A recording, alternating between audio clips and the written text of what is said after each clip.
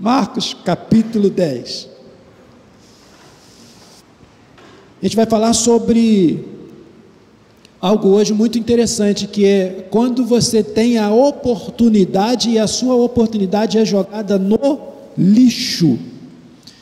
Quem é que já teve uma situação assim? Você tem a oportunidade e ao mesmo tempo você joga a sua oportunidade no lixo. Alguém já teve essa? Eu já tive.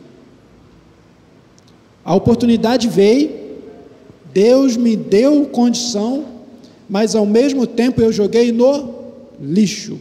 E depois eu falei assim, gente, o que eu fiz? É como os antigos falavam, você teve a faca e o queijo na mão e não partiu. Em Marcos capítulo 10, versículo 17, nós temos um rapaz que teve uma oportunidade única. Ele estava no lugar certo, na hora certa, com a pessoa certa, fez a pergunta certa, e quando ele teve a resposta, ele jogou no lixo. Vamos ler? Não precisa levantar, eu vou ler aqui com os irmãos. E colocando-se Jesus a caminho, correu um homem ao seu encontro, e ajoelhou-se, indagou-lhe: bom mestre, o que devo fazer para herdar a vida eterna? Uma pergunta maravilhosa. Talvez qualquer um de nós aqui que estivesse nessa condição, em um lugar onde você olhasse e o mestre estivesse ali na frente, talvez você tivesse muitas perguntas, talvez você quisesse fazer uma listagem, mas eu acredito que a melhor pergunta feita por esse rapaz foi essa. Assim como foi feito para Salomão: o que você quer? Sabedoria. Para esse menino foi feita a mesma coisa. O que ele gostaria? Porque ele estava no lugar correto, ele estava com a pessoa que tinha todas as respostas que ele pudesse. E ele pergunta: bom mestre, o que devo fazer para herdar a vida eterna? Talvez seria essa pergunta que eu teria feito também. Talvez essa seria a mesma pergunta que você também teria feito. E agora ele tem uma resposta maravilhosa. Replicou-lhe Jesus: por que me chama bom? Ninguém é bom a não ser um, que é Deus. Hoje de manhã, aliás, na nossa escola, a nossa reunião, o irmão Aguinaldo falou algo maravilhoso. E aí foi porque eu mencionei a Emily lá em casa sexta-feira. A Emily me perguntou assim: pastor, mas como que você vai entender, como que você vai saber que Deus te direcionou para falar determinada coisa, para você trazer determinado texto? Isso é uma parte muito difícil mesmo. Tem vezes que eu consigo, como eu falei aqui na reunião, tem vezes igual a semana passada, eu falei para Ellen, terça-feira parece, olha, eu vou pregar sobre isso. Já estava na minha cabeça, Deus confirmou e foi. Mas essa semana, por exemplo, eu fui saber ontem, várias mensagens na minha cabeça, muita coisa para falar, tanta coisa que eu gostaria de falar, mas eu preciso estar orando. Deus, o que eu vou falar? O que a tua igreja precisa ouvir?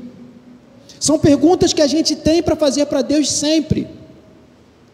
E aí quando foi ontem, aí sim Deus trouxe essa palavra, uma palavra tão simples, tão ouvida, a gente fala tantas vezes, eu já falei algumas vezes sobre essa passagem aqui, e agora a gente precisa estudar a palavra, trazer a palavra dentro daquilo que Deus quer, para que Deus possa falar ao seu coração. E aí eu brinquei que o mais interessante é que quando você termina de falar, tem alguém que fala assim: alguém fofocou a minha vida para o pastor.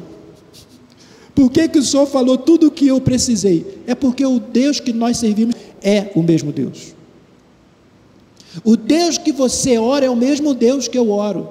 O Deus que você pede para Ele te dar uma resposta é o mesmo Deus que vai iluminar minha mente, meu coração, para trazer uma palavra dEle para você.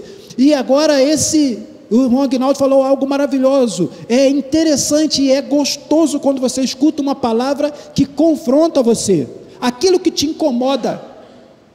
Isso é a palavra de Deus. Você não vai ver na palavra nenhum momento que Jesus parou e que não teve um confronto. Todas as vezes teve um confronto. Jesus confronta o meu coração e confronta o seu coração. E agora esse garoto, ele faz a pergunta certa. E daqui para frente o próprio Jesus começa o que agora? Confrontar a vida dele. Cuidado com aquilo que você pergunta para Deus. Você pode perguntar qualquer coisa que você queira para Deus, mas toda pergunta requer uma resposta. A pergunta que eu tenho para você hoje é: você está pronto para a resposta de Deus? Quando você faz uma pergunta para Deus, você quer que Deus responda aquilo que você quer, que você deseja, ou aquilo que Ele tem no coração dele para a sua vida? Agora a outra pergunta: quando Deus responde para você aquilo que você quer, você está com o coração aberto para obedecer? Para atender? Lembra quando a gente falou aqui, que na nossa reunião, lembra quando Pedro chega perto de Jesus e declara todo o seu amor para Jesus, e daqui um pouquinho ele fala ao contrário daquilo que era do coração de Jesus, ele fala: apartai-vos de mim, para trás de mim, Satanás. Se fosse com você, como que estaria o teu coração depois de uma resposta dessa? Como estaria o seu coração depois que você pergunta algo para Deus e olha para você, Deus olha para você e fala assim: olha, é preciso que você se converta, nasça de novo, vai nascer de novo, porque você ainda não nasceu de novo, você precisa se converter. E agora Jesus começa a responder esse rapaz: ninguém é bom a não ser um, que é Deus. Em outras versões, que é o meu Pai que está no céu. 19, tu conheces os mandamentos. Jesus fala para ele: você conhece os mandamentos. Jesus já sondou o coração dele todinho. Deus já sabe tudo o que ele quer, já conhece o coração dele. Não se engane, quando você pergunta, Deus tem resposta e já sondou o seu coração. Deus é o alfa e o ômega. Ele é o princípio e o fim. Todos os pais aqui brincam com o filho isso, né? Quando o filho vai fazer alguma coisa, fala assim: olha, meu filho, não se engane, porque quando você nasceu eu já estava comendo angu há muito tempo. Tem vez que eu pego o Isaquinho cometendo os mesmos erros que eu já cometi, e aí você vai falar para ele, ele se acha que é isso, pai, o mundo começou quando eu nasci, porque talvez o senhor não sabe, mas olha, isso funciona assim, assim, assim. Aí você cruza o braço e fica olhando. A Tassiele vai chegar assim também, e vai falando, não é mesmo, Figueiredo? E eles vão achando que o mundo começou quando eles nasceram, só que eu já nasci um pouco antes. E aí ele fala assim: olha só, deixa eu te falar, meu filho, desse angu que você está comendo, eu já conheço a plantação. Quando você chega até Deus para falar alguma coisa, querido, não tente ser o espertinho. Deus já conhece teu coração. Se você ainda não entende ou não sabe, este mundo, esse ar que você respira, foi Ele que fez, ó. Pensa que o próprio Jesus está olhando para você e fala assim: calma, para aí, eu sei o que você quer. E Ele já fala no coração: você conhece os mandamentos. Não matarás, não adulterarás, não furtarás, não dirás falso testemunho, não enganarás ninguém, honra o teu pai e a tua mãe. Aí o garoto já falou assim: isso é fácil, Jesus, isso é fácil. Deixa eu só dar uma pausa aqui nisso. A verdade é que esse menino tinha tudo para dar certo, e eu gostaria que você pensasse isso: e se ele tivesse dado uma resposta diferente? Porque ele era jovem,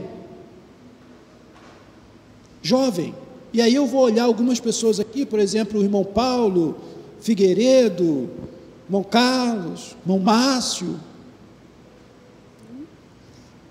Diogo está mais ou menos por ali também, já não tem mais a juventude, E a juventude para a gente é muito importante.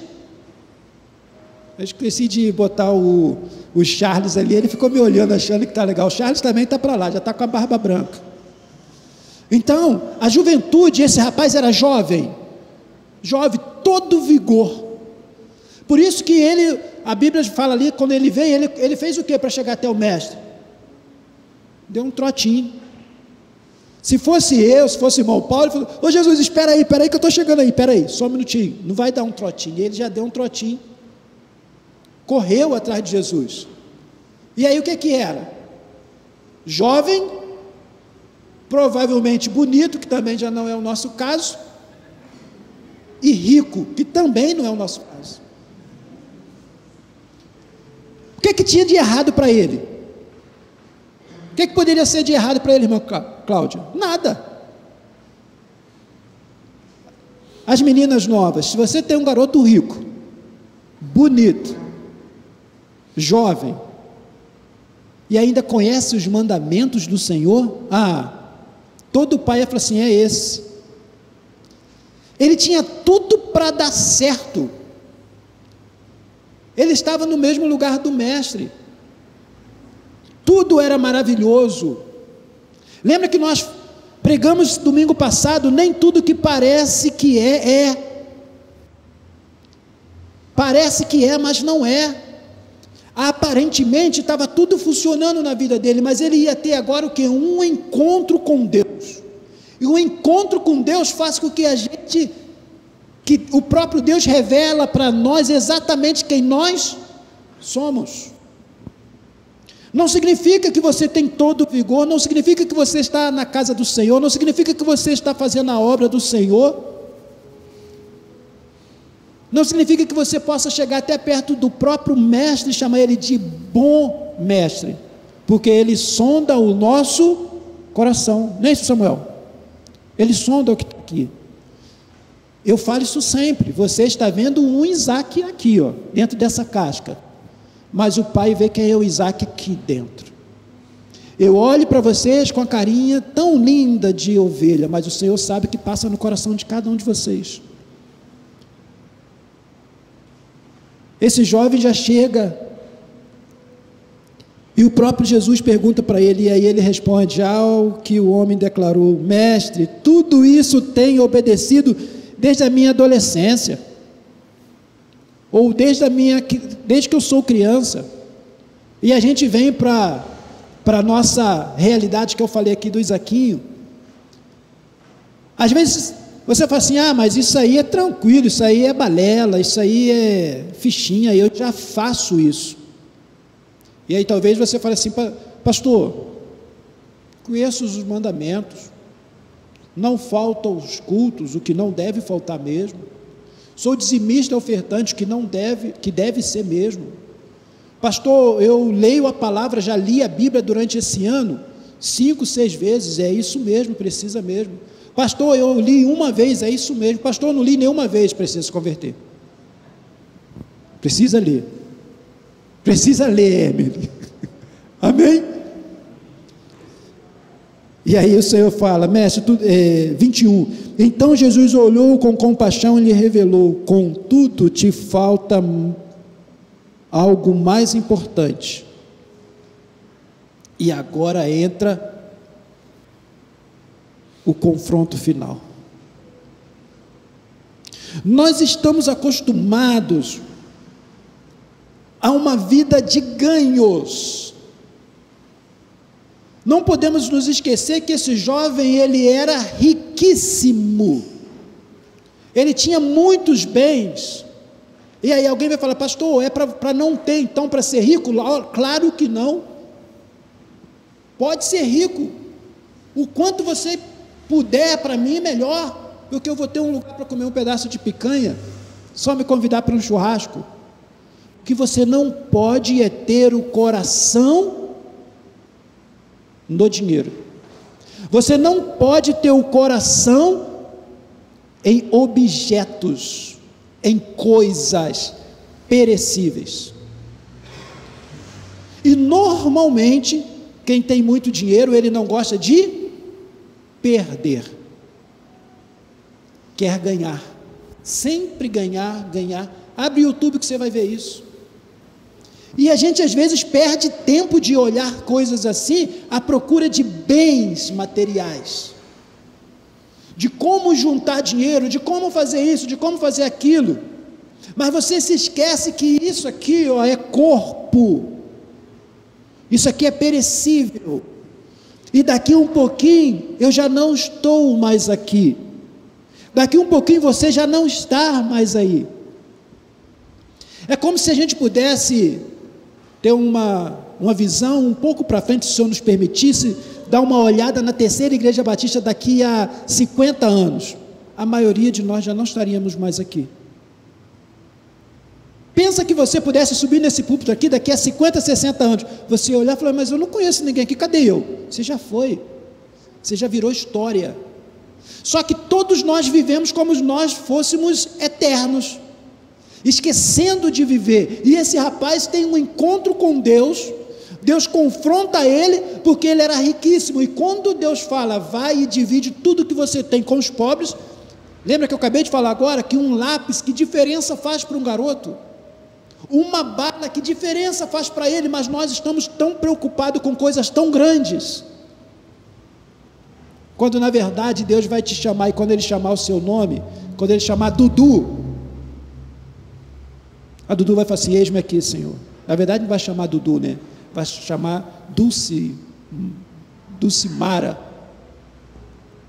Eu ia chamar Dulcineia, que é o nome da minha tia. Dulcimara. Chamou a senha dela. Lembra que o Senhor falou assim, ó, eu estou indo para o Pai, vou lhes preparar-vos lugar. O meu lugar está pronto, queridos. A minha casinha está prontinha me esperando no céu.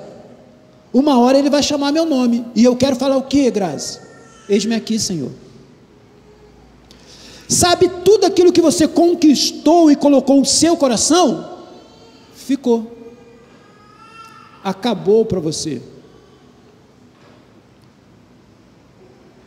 E eu não estou falando que você não pode ter, eu não estou falando que você não pode conquistar, eu não estou falando que você não deve se preocupar em se manter, tanto é que o pastor fala aqui o tempo todo que o quê?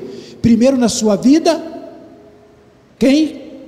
Deus. Segundo, família. Terceiro, trabalho. E em quarto lugar, igreja. Não mude essa ordem nunca na sua vida, não mudem essa ordem. Amém, queridos? Então, quando isso estiver acontecendo, você não pode guardar o seu coração naquilo, e a gente procura ter, e a gente perde o que? Prioridade. Pastor, eu não tenho tempo para minha família. É mesmo? É mesmo? Pastor, eu não tenho tempo para sentar e comer uma pizza com a minha esposa, com o meu esposo, com os meus filhos. É mesmo? Onde está o teu coração? Pastor, eu não tenho tempo de ir à igreja. É mesmo? Onde está o teu coração? Pastor, eu não tenho tempo para dar uma ligada para o irmão que faltou ao culto, para eu saber como é que está. Onde está o seu coração? Pastor, eu não tenho tempo para dar um passeio com a minha família. Onde está o teu coração? Você está perdendo e não está entendendo. Não tem como você ganhar sem perder. Não tem como. Toda vez que você ganha alguma coisa, alguém teve que perder. Um ganhou, outro perdeu. A Bíblia fala que aquele que quer ganhar a sua vida vai perder, mas aquele que perde o quê? Matemática de Deus. É só na matemática de Deus que você precisa perder para ganhar. E nenhuma matemática acontece isso. Para Deus você precisa perder, porque Ele tem para te dar. O que esse rapaz precisava acontecer com ele? Perder. Quando você fala, pastor, eu não tenho tempo para isso, eu não tenho tempo para aquilo, eu não tenho tempo para isso, essa é a sua matemática. A matemática de Deus é o contrário. Deus quer que você tenha tempo, que você tenha prioridade. Quando você fala que não tem tempo, é porque você colocou prioridades em outras coisas. Você colocou seu coração em outras coisas. E Deus requer de você prioridade. Não confunda o seu tempo com igreja, Deus com igreja. Não confunda. Às vezes você fala assim, olha, eu estou na igreja, então eu estou com Deus. Não necessariamente. Prioridade, tempo de qualidade. É possível que você esteja na igreja, mas não esteja fazendo as coisas que Deus quer. Mas é impossível também que você sirva a Deus e não faça a obra dele. Não confunda. Uma coisa, outra coisa é outra coisa. Você está na igreja, mas não necessariamente fazendo o que Deus gostaria que você fizesse. Mas se você estiver em Deus, você vai estar fazendo a obra dele aqui na terra. Amém, queridos? Estão entendendo? Estão entendidos sobre isso? Nós estamos num mundo que as pessoas estão mudando tanto a prioridade, que às vezes a gente não tem tempo para a família, não tem tempo para curtir uma pizza lá com o Diogo, mas a gente tem tempo de andar na academia. Eu não tenho tempo de bater um papo com a minha família, mas tenho tempo para assistir um futebol. Eu não tenho tempo para comer uma pizza com a minha família, mas eu tenho tempo para assistir uma série na Netflix. Eu não tenho tempo para ir à igreja, mas eu tenho um tempo para tricotar uma conversa com a pessoa do lado. Está entendendo como que são as prioridades que nós estamos buscando hoje? Está entendendo porque às vezes a gente chega na igreja e somos um pouco indiferentes um com o outro? Porque falta relacionamento. E o próprio Senhor nos ensinou a ter o que? Relacionamento. Hoje de tarde, agora acabou o nosso ensaio, eu conversei com o nosso pessoal. Queridos, gaste um tempinho, chegue um pouco mais cedo na igreja, não se constranja, entra para aquela porta, vai do seu lado, cumprimenta um por um, vai para o outro, cumprimente um por um. Às vezes, a vida e os encargos do dia é tão pesado na vida da gente, é na minha vida, é na sua vida também. E às vezes um sorriso do irmão, um boa noite, a paz do Senhor, irmão, Deus te abençoe, faz uma diferença muito grande, faz diferença na vida da gente. Nós precisamos ter prioridades, e a nossa prioridade tem que ser vidas, pessoas. Onde está o teu coração? O que você está fazendo no seu dia a dia? Antigamente era coisa maravilhosa, e hoje, querido, deixa eu te falar, nós precisamos muito desapegar um pouco disso aqui, ó. Meu Deus do céu,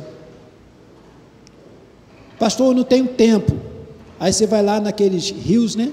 Fica lá, igual um doido, aí é doido mesmo. E aí assim, ó, vou até mostrar aqui como é que é, os jovens.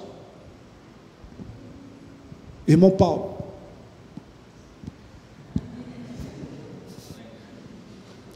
Nós que somos o... Oi? Pastor Isaac. Faz assim parecendo que não vai obedecer. A gente, meu Terezinha, dá um toque. Os jovens já estão tão acostumados que é capaz dele usar os dois dedos assim, ó, para cima. Coisa do inferno esse negócio aí. Você perde horas olhando um vídeo que não tem nada a ver, aí você olha o outro, dá uma risada, dá uma outra, é uma piada, olha a outra, olha no tempo, tem como você olhar no seu celular, depois você dá uma olhada lá, quanto tempo você gastou nas redes sociais. Olha quanto tempo do dia você gastou na rede social. Eu só queria que você pensasse comigo o seguinte: prioridade, gaste pelo menos a metade que você gastou nas redes sociais, lendo a palavra, estudando o que a gente vai estudar agora, quarta-feira. Nós vamos falar sobre falsos profetas. Quarta-feira o estudo fala sobre isso. Quem aqui já deu uma folheada Pedro, 2 Pedro 2. Natan, mais que a gente já deu. Graças a Deus pela vida dos irmãos. É o que a gente vai estudar quarta-feira. Ao invés de a gente ficar só rodando, não quero falar que você não pode fazer isso não, você não tem que ser ET, apesar de morar em Varginha. Mas tira um tempinho para estudar a palavra, tira um tempinho para olhar a escola bíblica dominical do próximo domingo, qual é o assunto. Prioridade, onde está o teu coração? No Rios? No Facebook? No Instagram? E tantas outras que tem por aí, YouTube. Nós estamos colocando nosso coração naquilo que é perecível, e o maior problema, e às vezes não é nem perecível, é destrutivo à vida espiritual. Às vezes está te destruindo espiritualmente e você não está nem vendo. Eu já tive uma briga assim, uma discussão com também não é briga nem discussão, um bate-papo. Para de assistir isso. Às vezes tem pessoas gastando dinheiro para fazer youtuber, para fazer, sei lá, alguma coisa de entretenimento que tire a sua atenção de piadas com igrejas. Com o irmão que foi cantar e errou a música, outro que foi falar e errou o que foi falar, e outro que fez isso, e está debochando da obra do Senhor, está debochando do coitado do irmão, e você está do outro lado lá, ao invés de estar orando por ele, ao invés de estar vendo a palavra, ao invés de estar escutando o louvor, você está dando risada, gargalhada. Isso está te ajudando? É isso que Deus quer para a nossa vida? Em que isso está construindo para você? Qual o benefício que isso está trazendo para a sua vida? Nenhum. Isso se chama o quê? Prioridade. Quer um exemplo? Daniel, nós falamos semana passada sobre Daniel, sobre os amigos dele, mas e Daniel? Daniel tinha o quê? Prioridade. Mesmo quando o rei fala que vai jogar ele na cova dos leões, quem estivesse orando, deu o horário dele orar, ele foi lá e fez o quê? Escancarou a janela, dobrou o seu joelho e foi orar ao Senhor. Isso se chama o que, gente? Prioridade. Daniel era o que? Um governador, um homem que tinha poderes, que podia fazer um monte de coisa. Teria tempo se você fosse pensar por ele? Como que ele ia ter tempo para orar? E no entanto a Bíblia fala que 3 vezes ao dia ele fazia o quê? Orava. Eu não vou perguntar, mas eu confesso que dá vontade de perguntar: quantas vezes você ora por dia? Quantas vezes você tem a prioridade de falar com Deus? Pelo menos você fala assim: Senhor, muito obrigado por este dia, muito obrigado pelo fôlego de vida, muito obrigado pela minha família, muito obrigado pela minha saúde, muito obrigado pela minha igreja, muito obrigado pelo meu serviço, muito obrigado porque o Senhor tem cuidado de nós. Quantas vezes você faz isso durante o dia? 3 vezes? 4, 5, sei lá, de repente 10 vezes você faz isso? Ou nenhuma? Isso se chama o quê? Prioridade. Prioridade. Esse jovem teve um encontro com Deus, e um confronto com Deus, onde Deus sabia o que ele estava perguntando não era prioridade no coração dele, mas sim o que ele podia, o quê? Comprar. Talvez ele quisesse ter uma resposta de Deus, tipo: olha, se você fizesse isso, eu garanto para você um lugarzinho no céu. Olha, talvez se você fizer mais isso, eu garanto para você um condomínio melhor, ou talvez eu te dê um posto melhor no céu. Só que Deus não está procurando de você aquilo que você é, mas Ele te pergunta hoje: onde é que está o seu coração em mim? O que você está fazendo com o tempo que eu estou te dando? Quantas vezes você, durante esse ano, falou do amor de Cristo para alguém? Quantas pessoas você tirou um tempo para falar assim: olha, deixa eu te falar, querido, você está errado, se você continuar assim, você vai para o inferno. Salvação só em Cristo. Nós debatemos hoje isso aqui na Escola Bíblica Dominical. Cristo é a palavra é palavra eterna, de vida. Nós estamos sempre procurando um jeitinho brasileiro de ser, de tempo, prioridade e até da palavra. É fato que quem convence o homem do pecado é o próprio Espírito Santo. Mas será que Jesus não sabia disso quando falou para os seus discípulos: ide e pregai o meu evangelho a toda criatura? Será que Jesus não sabia disso? Talvez Jesus falasse assim: então olha só, queridos, deixa eu falar para vocês, só curtam, vá para a igreja, vê lá o pessoal tocando, o pastor pregando, dê um ar-condicionado, encontra o seu amigo, porque o resto pode ficar tranquilo, porque o Espírito Santo faz. Foi isso que Jesus ensinou para a gente? Não, Ele mandou você ir, Ele mandou eu ir, Ele mandou a igreja ser e ir, o restante deixa com Ele. Só que a gente está fazendo o contrário. Olha só, Espírito Santo, já que você me alcançou, a minha prioridade agora é estar na igreja, mas eu não tenho prioridade em vida nenhuma, porque é você que tem que ir lá e resolver essa situação. Eu vou ficar só aqui tocando o meu instrumento e cantando e pregando e orando e fazendo as coisas que eu tenho que fazer aqui. Aqui é lugar de reunir para agradecer a Deus pelo aquilo que Ele fez, faz e é. Mas você é crente, você é missionário, você é servo daquela porta para fora. É lá no seu serviço, eu quero saber que Deus quer saber quem é você. É lá na sua escola, é lá no seu dia a dia que Deus quer saber assim, onde está o coração dessa pessoa. Eu falei com o Márcio hoje,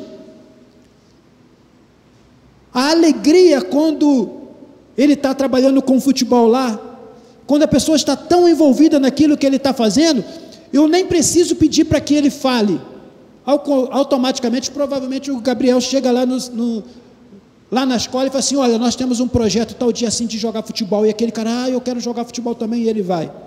O irmão Carlos, com o menino lá, eu lembro quando a gente começou lá, não tinha ninguém lá na quadra, e agora quando a gente vê as coisas lá, está cheio. Isso é o que? Isso é para um coração apaixonado. Um coração apaixonado, ele quer distribuir para todo mundo. Não sei se você lembra quando você se apaixonou por essa pessoa que está do lado aí. Lembra quando se apaixonou? Você ficou doido para encontrar com seus colegas e falar assim: rapaz, estou apaixonado, cara, encontrei a menina, encontrei a pessoa certa para a minha vida. Eu não consigo nem imaginar como que foi a Cláudia depois de me conhecer e encontrar com os colegas dela. Eu imagino que ela chegou salteando de alegria e encontrei o moreno da minha vida. Eu posso ser feliz, não posso? Pelo menos pensar, ué. Eu não é, querido? Tem que pensar pelo menos, né? Acreditar. Imagina se você estiver apaixonado com a palavra, querido. Se você estiver apaixonado com a obra de Deus, é impossível que você não chegue no seu serviço e fale assim: cara, Deus, né? Luciana chegasse no serviço dela amanhã, olha, Deus me livrou de um grande acidente, cara. Era impossível que aquilo acontecesse, mas Deus me livrou. Como assim? Eu posso falar um pouco mais sobre esse Deus? O Diogo com a Grazi, olha, eu não sei nem como aconteceu, foi o que ele me escreveu: pastor, eu não sei como o meu carro não colidiu com o outro, mas Deus sabe. O Diogo e Grazi chegam no serviço, Deus deu um livramento para mim, para o meu esposo e para a nossa filhinha. Isso é o que? Um coração apaixonado, um coração que está doido para chegar com o outro e falar do amor de Deus. Coração apaixonado. Eu não vi a hora, gente, desculpa. Eu estou só apaixonado. Charles Spurgeon diz assim, a verdadeira riqueza é encontrada ao sacrifício, ao sacrificar tudo por amor ao reino de Deus. Quanto mais nos apegamos a Cristo, mais rico nos tornamos em bênçãos e espiritualidade. Se esse rapaz tivesse recebido uma resposta de Deus, do próprio Jesus, se tivesse com o coração em Deus, ele ia perder talvez todos os seus bens, mas ele ia ganhar algo que jamais dinheiro humano compra. Eu fiquei pensando hoje algo muito interessante, eu queria até que o Diogo me ajudasse. Alguém sabe qual é o combustível mais caro do mundo? Alguém sabe quanto vale um litro de um combustível mais caro no mundo? Sabe, Diogo, você que está vendo sobre aviação? Tem que estar no seu TCC, seu mestrado, não? Provavelmente seja o de avião mesmo, né? Provavelmente, ou de foguete, não sei se é o mesmo combustível, mais caro. Mas deixa eu te falar, você carrega o combustível mais caro desse mundo, sabia? A gente já falou aqui que já teve uma conversa assim uma vez, se você ganhasse hoje 1 milhão, resolveria a sua vida? 10 milhões resolveria a sua vida? Você ia falar que sim, 10 milhões na minha vida, resolveria ou não, Amy? Mas se eu te falasse que você ia ganhar 10 milhões, mas amanhã você morreria, você queria continuar vivo ou ter os 10 milhões? Quem aqui gostaria de ter os 10 milhões? Ninguém, né? Quantos litros de sangue você tem? Entre 4,5 e 6, vamos botar 6 litros. 6 litros. 10 milhões daria quantos milhões por litro? Está entendendo qual combustível que você carrega? Quantos milhões valeria esses 6 litros de combustível que você carrega no seu corpo? Sabe quem te dá? Cristo. Sabe quanto você paga? Nada. Já foi pago por Ele. Você não paga nada.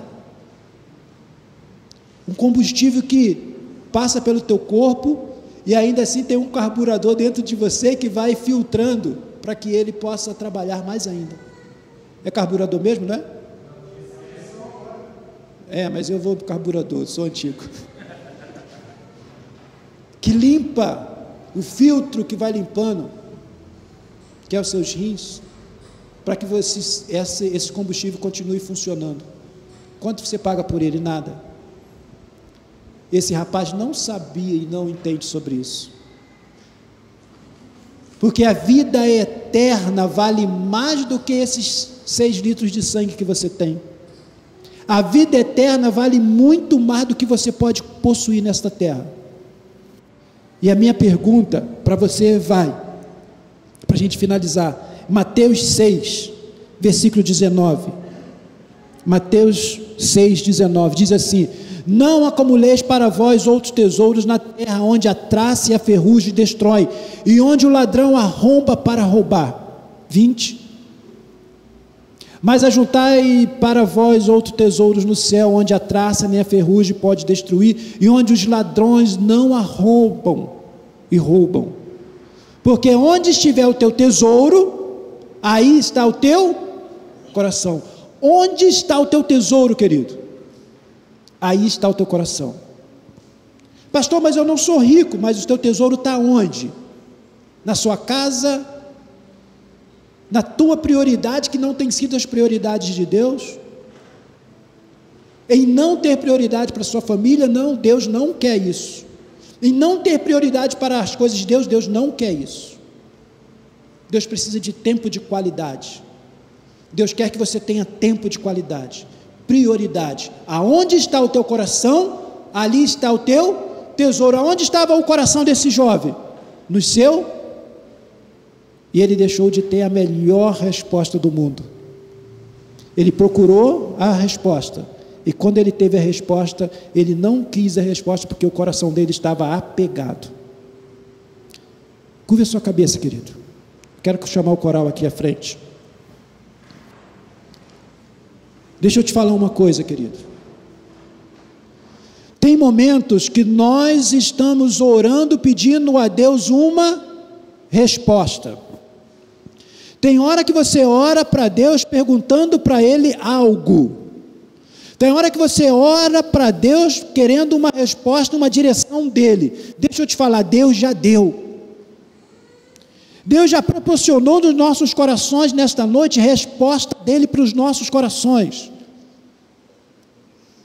Mas às vezes a gente não consegue enxergar a resposta de Deus porque o nosso coração está voltado a algo perecível.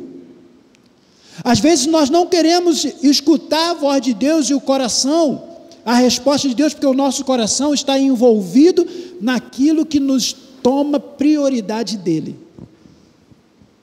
E eu quero orar pela sua vida. O coral vai estar louvando a Deus com essa canção. E enquanto eles louvam o Senhor,